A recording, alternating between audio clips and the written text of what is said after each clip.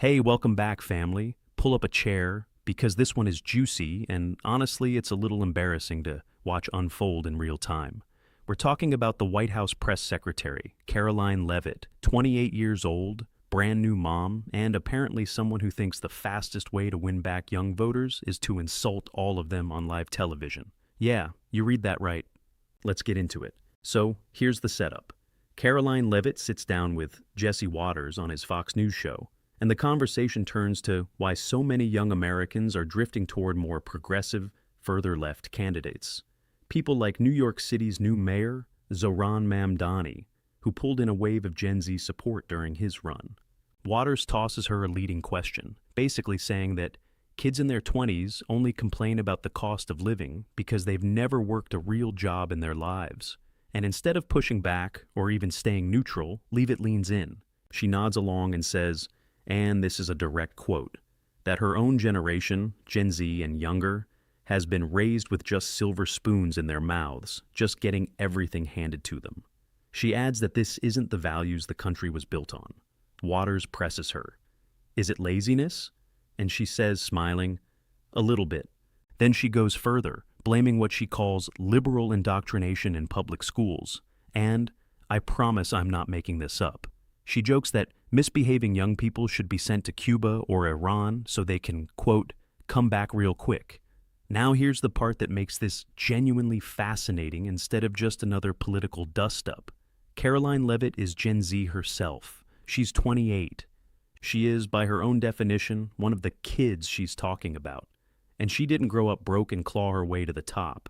She went to a well-off private high school, walked straight from college into a West Wing job, and is married to a real estate investor roughly 3 decades older than her. So when she starts lecturing an entire generation about meritocracy and pulling yourself up by your bootstraps, a lot of people, and I mean a lot, immediately clocked the irony. And this is where it gets spicy, because the backlash didn't just come from the usual left-leaning crowd. It came from inside the House. MAGA influencers and commentators, the exact audience Leavitt is supposed to be speaking for, turned on her almost instantly. The clip ripped through social media, and instead of scoring a point against woke Gen Z, she managed to unite a huge chunk of her own generation, Trump supporting or not, against her. People pointed out bluntly that a press secretary married to a wealthy man far older than her, lecturing broke 20-somethings about entitlement, is maybe not the messaging win she thought it was. So, what did she do? She tried to walk it back, except she didn't really walk it back at all. Over the weekend, Leavitt posted a roughly 400-word explanation on X, claiming that bad faith actors had ripped her comments out of context. She insisted the interview was actually about the rise of communism among young voters, not a blanket insult to her whole generation. But if you actually watch the clip, and thousands of people did, the laziness comment isn't some out-of-context soundbite. It's her own words, delivered smiling, directly in response to a direct question. And rather than cooling things down, her lengthy explanation reignited the fire. One user fired back that laziness has, quote, nothing to do with what young people are suffering in Trump's terrible economy. Another said she basically dismissed struggling Americans as a hapless rabble. The pile-on didn't stop. It multiplied.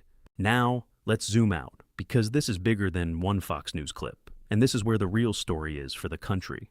Why did this land so badly? Because it's happening against the backdrop of a genuinely brutal economic reality for young Americans under the current administration.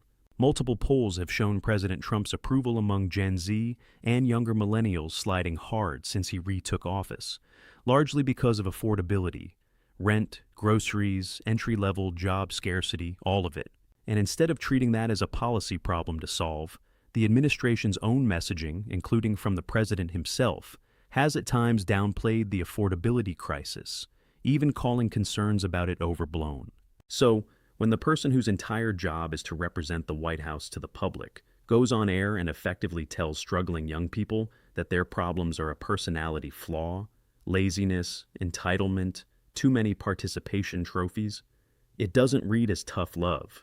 It reads as someone in a position of enormous privilege completely out of touch with the people she's supposed to be persuading. And here's the deeper cause behind all of this, if you really think about it. There's a pattern that repeats every single generation. Baby boomers called Gen X slackers. Everyone called millennials entitled avocado toast kids who couldn't afford homes because they like good coffee. Now, it's Gen Z's turn to be told their financial struggles are a character issue instead of a structural one. Inflation, stagnant wages, a housing market that's basically locked younger buyers out entirely, and a job market where even a college degree doesn't guarantee stability the way it once did. Blaming laziness is a much easier story to tell than admitting the economic ladder itself has changed. It's a convenient narrative for anyone in power who doesn't want to own the numbers. The consequences here go beyond just a bad news cycle for one press secretary, too. Politically, this is dangerous territory for the administration heading into future elections, because young voters, even ones who might otherwise lean conservative on some issues, are watching their own party's spokesperson mock the very economic anxiety they're living through every day. When your own base starts calling out the hypocrisy, that's not a messaging slip. That's a trust problem. And trust, especially with younger voters who are famously skeptical of institutions to begin with, is brutally hard to win back once it's gone. There's also the personal branding fallout for Leavitt specifically. She'd only been back at the podium for about a week and a half after taking time off. And instead of a smooth return, she's spent that entire stretch digging out of one controversy after another, culminating in this one, which by far generated the loudest and most bipartisan backlash yet. When you manage to get criticized by progressives and prominent MAGA voices in the same 24-hour cycle, that's not a coincidence. That's a signal that the comment itself, not the politics around it, was the actual problem. So, where does this leave things?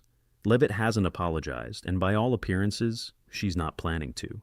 She's doubling down, insisting her point was really about ideology and education, not laziness itself, even though her own words on camera say otherwise. And Gen Z, her generation, remember, doesn't seem to be letting this one go quietly. Whether this becomes a genuine liability for the administration heading into the next election cycle, or just fades into the endless churn of the news cycle like so many controversies before it, honestly depends on whether the affordability problem itself gets better or worse in the months ahead. Because at the end of the day, you can spin a soundbite. It's a lot harder to spin an empty bank account. That's the story, family. Let me know down in the comments. Do you think this was an honest mistake taken out of context, or do you think Karoline Leavitt said exactly what she meant? Drop your take below, hit subscribe if you want more of these breakdowns as they happen, and I will see you in the next one.